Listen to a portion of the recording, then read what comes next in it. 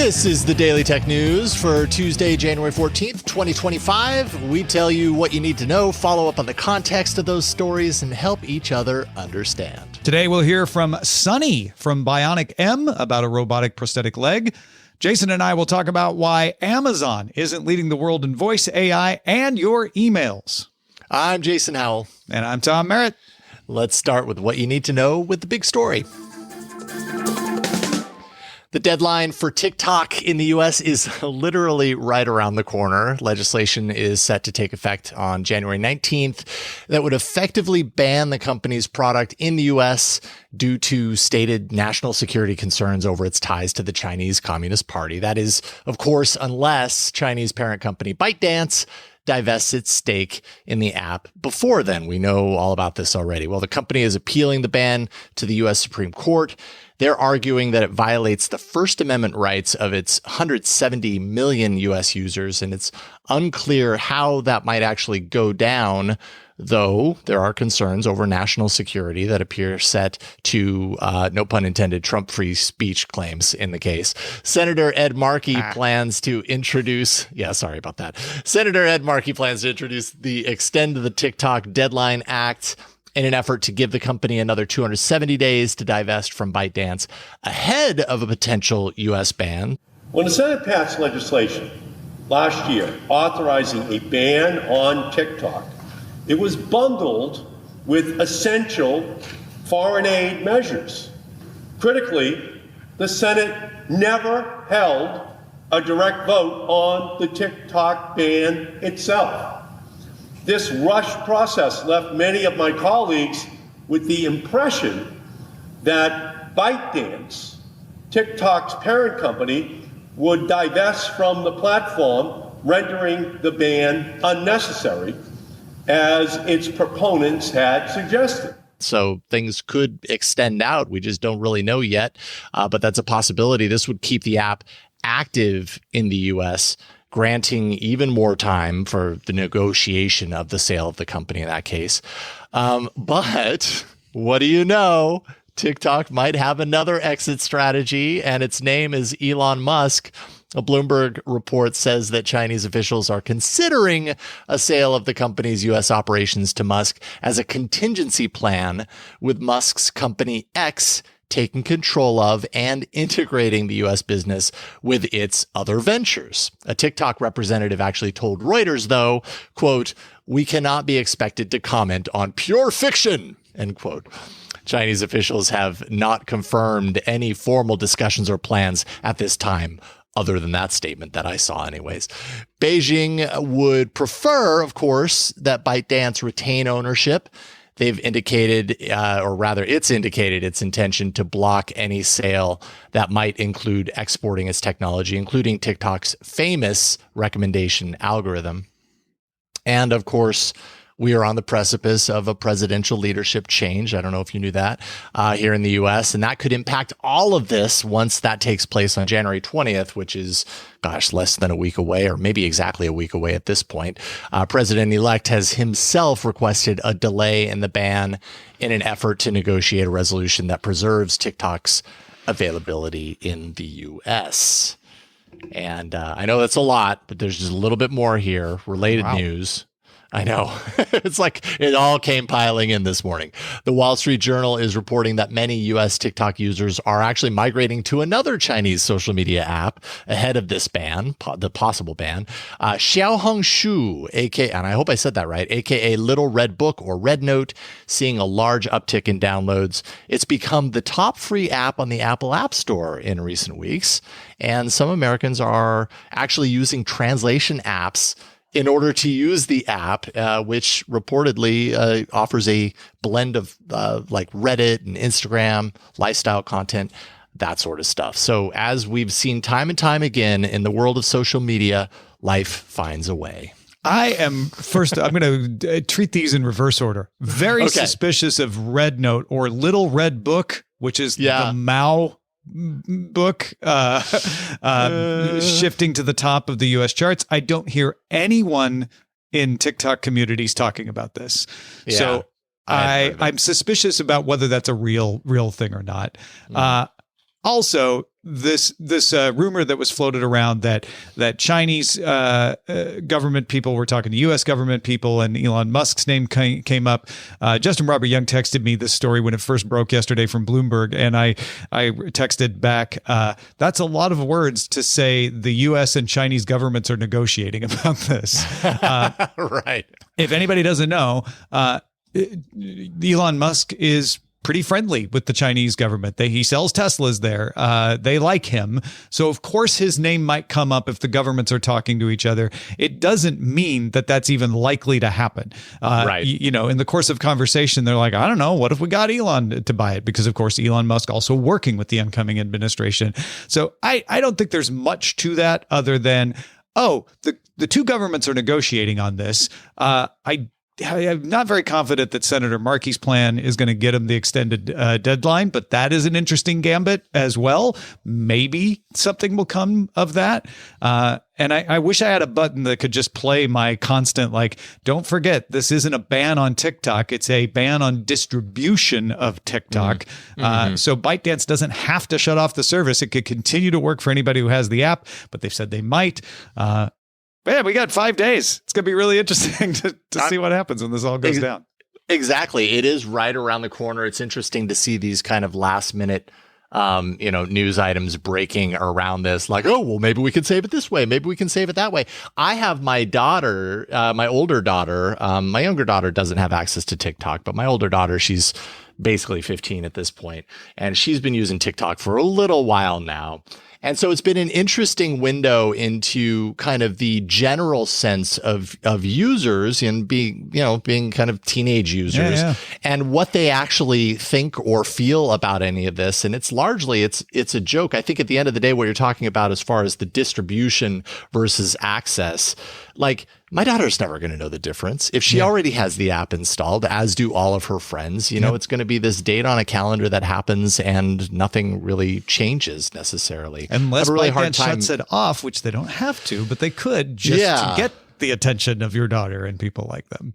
That's true. What does ByteDance gain if they just decide to shut off TikTok? Leverage in that regard. They get a bunch of upset people, and maybe they lose some money, but a lot of advertisers aren't going to want to advertise on an app that can't grow its audience. They'll pull out, rightly so. And so they're like, well, we can't make money off it. It's an expense to keep running it. So maybe we just shut it off and use that for leverage and further negotiations. Yeah. I'm super curious about this as we get closer. So many different ways this could go. Yeah, absolutely. It's going to be an interesting couple of weeks. DTNS is made possible by you listening right now. Big thanks to all of our patrons, including Miranda Janelle, that Charlie dude, Justin Zellers, and brand new patrons. We have 2 new Marks, a Mark and another Mark, and also a Daniel. Hey, thank you. Yay. Welcome, new patrons. Good to have you here. There is more we need to know today, so it's time to get to the briefs. The incoming U.S. presidential administration announced a new rule prohibiting the import and sale of connected vehicles with Chinese or Russian hardware, software, or related components, as well as prohibiting U.S. vehicle sales by manufacturers linked to either of those countries. So that effectively says you're not getting a BYD in the U.S. Exactly. The restrictions affect passenger vehicles less than 10,000 pounds, with some restrictions on vehicle models beginning in the model year 2027.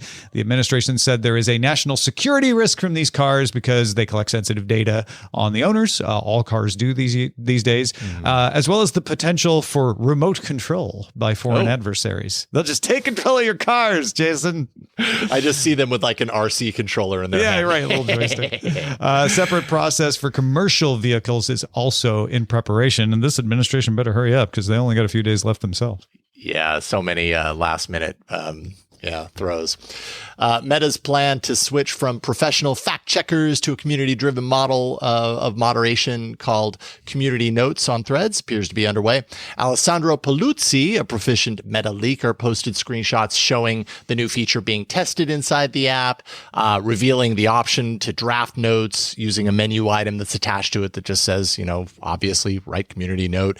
That it does state that it's an anonymous note. There's a link if you want to find out more about, what they, how they classify that feature.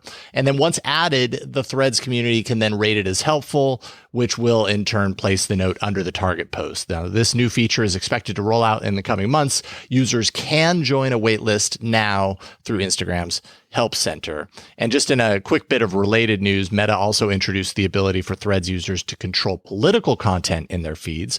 Adam Mosseri, who is, of course, head of Instagram and Threads, shared a video on his Threads profile with instructions for tweaking those controls.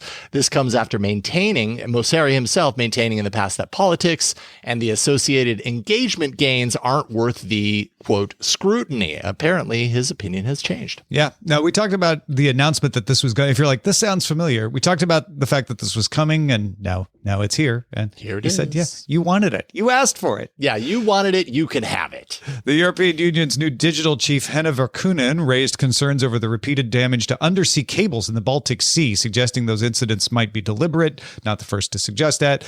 This follows 3 instances of suspected sabotage over the past 15 months involving underwater power lines, data cables, and a gas pipeline. NATO and EU leaders have increased surveillance. As a result, Finland is investigating a tanker called the Eagle S, which was sailing under the Cook Islands flag, for damage to a power cable back in December. Officials have identified the Eagle S as a member of what they call a shadow fleet.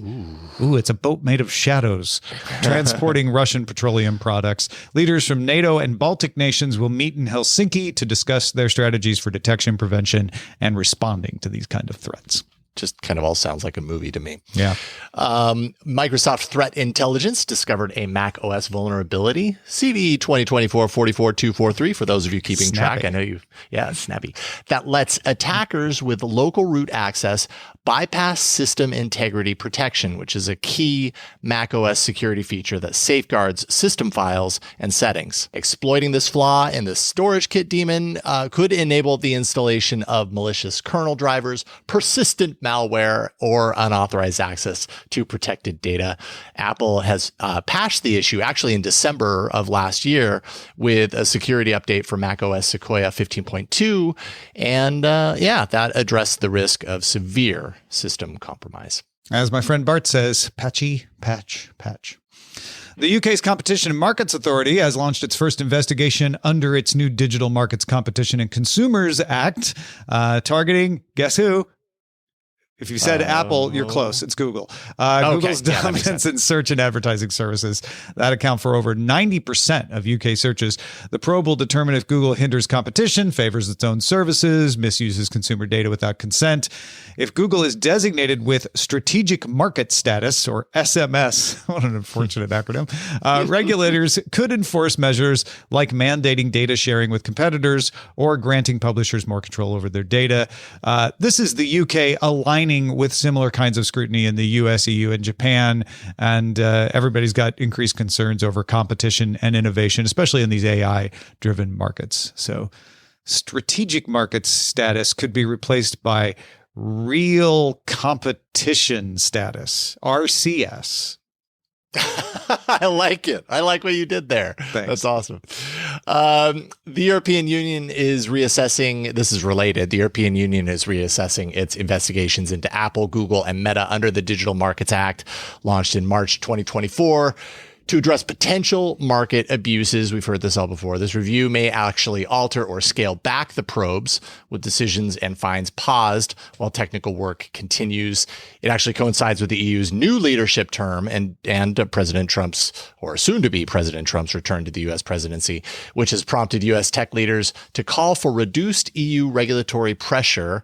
Meta CEO Mark Zuckerberg has criticized the EU for imposing over $30 billion in penalties on U.S. tech firms over 2 decades and has urged Trump to defend American interests abroad. That's a lot of regulation. I am ready for a flight. A flight of fancy from a DJI drone, new Love drone it. with a cool trick. The new Flip drone is a lightweight foldable model with a unique downward folding design, fully enclosed propellers for safety, weighs less than 249 grams, meaning it avoids permit requirements in most countries anyway. The Flip can shoot 4K video up to 60 frames per second or 100 frames per second if you want to do some slow-mo. Vertical shooting is limited to 2.7K resolution, offers LiDAR-based forward obstacle detection, 6 intelligent flight modes, buttons, manual controls, tracking features with the RCN3 or RC2 controllers. It has a flight time of up to 34 minutes. The new DJI Flip is available for $439, or if you want to bundle in other things like batteries and stuff, the bundles run up to $779. Flippin' awesome. And finally, DirecTV has introduced My Sports. This is a $69.99 per month streaming service. So you get NFL, NBA, MLB, NHL games across over 40 channels. ESPN, Fox Sports, local ABC, NBC, Fox stations, just to name a few. Everything can be found in the app on mobile and smart TVs without a satellite subscription. DirecTV is positioning this as a cheaper alternative to competitors like YouTube TV and Fubo, with the aim of simplifying what is really a very fragmented sports streaming landscape, as well as consolidating content that's totally scattered across platforms. At launch, availability includes 24 metro areas, unlimited DVR, service plans to add CBS content, ESPN Plus, and additional networks at no extra cost. And DirecTV intends to roll out more genre-based bundles in the future as well. I'm definitely looking into this because I use DirecTV now for my streaming simply because they include Spectrum Sportsnet LA, which is the only way to get the Dodgers. And unless you get Spectrum Cable, it's the only way to get the Dodgers with streaming. So if I can get a skinnier bundle that's like, yeah, I really just need the Dodgers. If it's in that bundle, I have to double check. I'm onto that.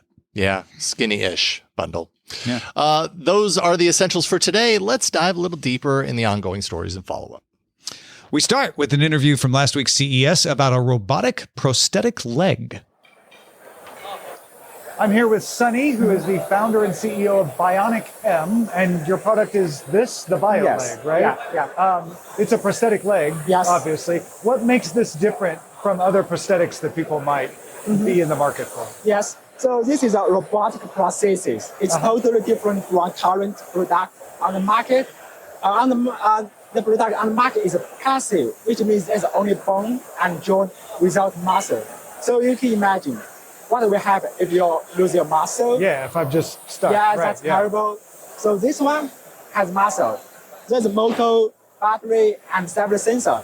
This sensor can detect users in time, and then the motor is controlled to give a power to have patient do something they couldn't do before. Ah, okay. That's big difference. And what makes it muscle? What is in there to make it work? So yeah, there's a angle sensor, and there's a force sensor, and MU sensor.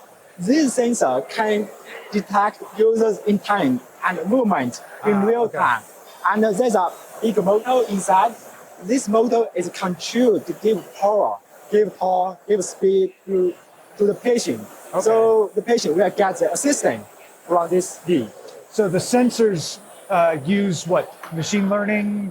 Yes, we use machine learning to control the motor. To detect the intent. Yeah, detect the intent. And then the motors will then move the joint the way you're supposed to So move. the motor is controlled to give the extension assistance and flexion assistance. Okay. And obviously it needs power. How long does it take to charge? How long does the battery last? It often takes 3 hours to get the full charge. 3 and hours. Okay. it can last 22 hours for one charge. 22 hours. Yeah. Okay. And is that an average or is that the optimal, like the most? It's average. Yeah. Okay. So it could go longer if you're sitting on the couch. Yes, it depends on the activity. If you work too much, it can last longer. If you work too much, maybe it can last a little bit less. Yeah. And you are not only the founder, you're also a user of the product, right? Yes. What led you to create this? Yeah, in fact, I got my right leg amputated when I was 9 years old. At the beginning, it was difficult for me to afford a prosthesis, so I worked with a crutch for 15 years. So in 2011, I got my first prosthesis. It was a passive one. At the beginning, it was great. It changed my life. Sure. After I used it a lot, I also found some issues. I was mechanical at Saudi at that time. I was wondering if I could design better product for myself and other people. So I quit my job from a company and then came back to Tokyo University as a PhD student. I began to design this called me. So you were a student studying what at the time? Yeah, so I was a PhD student and studied how to design robotic processes by using robotic technology. That's amazing. What university, if you don't mind? Tokyo University. Oh, okay. Yeah. And so how long has this been available, or is it available yet? Yes, we got FDA registration, and we also got PDAC insurance approval last year. So this product is available commercially in last September. In the United States? In the United States. The United States is your main market then? Yes, we are Japanese manufacturer. Right now we focus on US market because US market is a bigger market than Japan. Yeah, sure. Are you planning to go to any other markets or just focus on the US? We want to focus on US market. We want to get success in the US market, and then we may go to some other market. Will most people's insurance cover it? What would be the cost for people in general, do you think? Yeah, so the most insurance, like the Medicare, private insurance, and work compensation have this device. So the patient going to pay. Gotcha. And I meant to ask earlier, how do you, and I know you made the product, so I'm sure you made it to take off and put on easily, but how does it compare to other prostheses?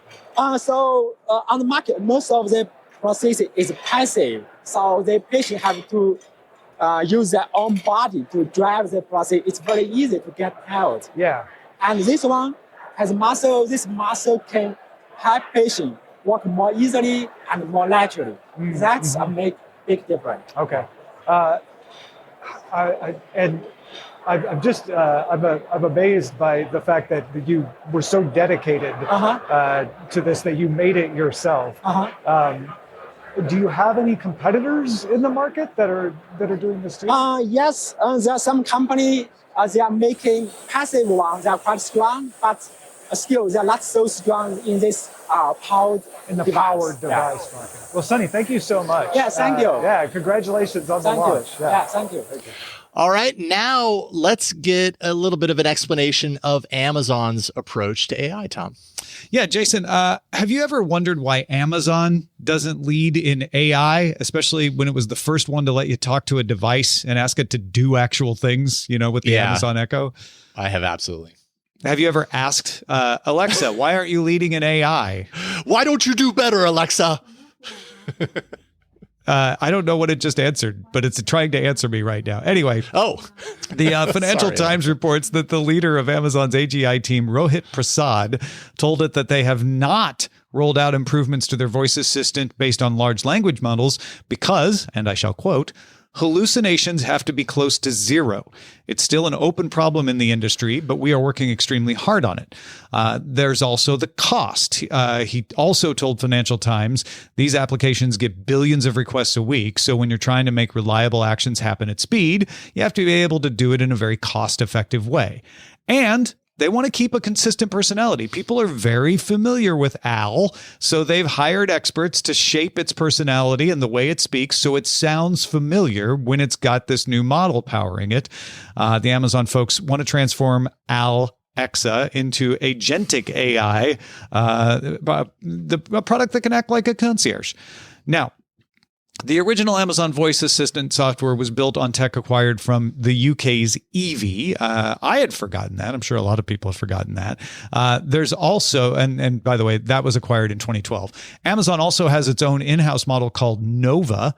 It also uses Anthropic's Claude, and there's some other models in there as well. So it's complex to shift from the algorithms it built over 12 years and add new algorithms, make it work well, make it work efficiently.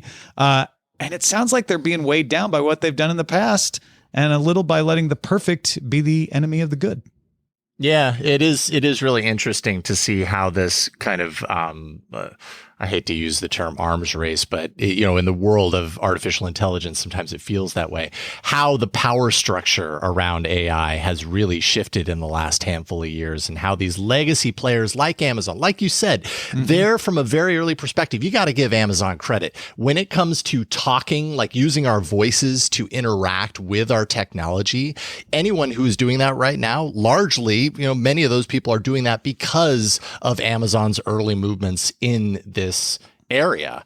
And it's so surprising. This comes up for me with Google a lot too. And Google's made some strides. They've made some changes, and Gemini's doing okay. But there for a few years, it was like, wait a minute, how are these newcomers coming into a field that Amazon and Google largely kind of created to a certain degree? I'm sure some people would push back on that statement, but really kind of popularized it or moved it somewhat into the mainstream, and they're being left behind. They're being, and I think you nailed it. They're being weighed down by their legacy, and they're forced to kind of, restructure things in order to keep up. It's the first mover disadvantage. And we can throw Apple in there with Siri as well. 100%. They're very early on also. I do think that it's good that they want to reduce hallucinations as close to zero as possible before they unleash this on people, partly because they have such a big install base.